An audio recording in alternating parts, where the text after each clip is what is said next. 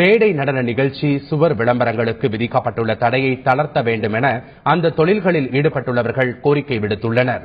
சட்டப்பேரவைத் தேர்தலை நேர்மையாகவும் நியாயமாகவும் நடத்தும் வகையில் தேர்தல் ஆணையம் பல்வேறு கட்டுப்பாடுகளை விதித்துள்ளது.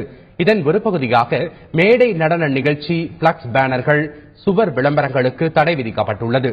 இந்த தடையால் தங்கள் வாழ்வாதாரம் பாதிக்கப்படுவதாக கூறும் இந்த தொழிலில் ஈடுபட்டுள்ளவர்கள் இவற்றுக்கு நிபந்தனையுடன் அனுமதி வழங்க வேண்டும் என்றும் வலியுறுத்தியுள்ளனர். சுபகாரியங்களாகட்டும், துக்ககாரியங்களாகட்டும், எதா இருந்தாலும் இப்ப இருக்கிற நிலைமைக்கு பாத்தீங்கன்னா இது டிஜிட்டல் பேனர் வைக்கிறது ஒரு வழக்கமா போயிருச்சு. எப்பவுமே எங்களுக்கு தொழிலே அதுதான். இந்த நேரத்தில் தேர்தல் கமிஷன் இந்த மாதிரி ஒரு சட்டத்தை போட்டதுனால எங்களுக்கு தொழிலாதாரம் ரொம்ப பாதிக்கப்பட்டிருக்கு. இதை நம்பி நாங்கள் ஒரு 50-100 பேர் ஒரு கம்பெனியில் வேலை செஞ்சுட்டு இருக்கிறோன்னா எங்களுக்கான வாழ்வாதாரம் என்னன்னே தெரியலைங்க.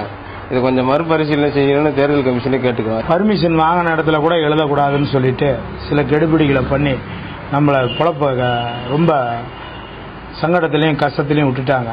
இதை நம்பி இருக்கிற அத்தனை தொழிலாளர்களும் பாதிக்கிறோம், தொழிலாளர் குடும்பம் பாதிக்குதுங்க.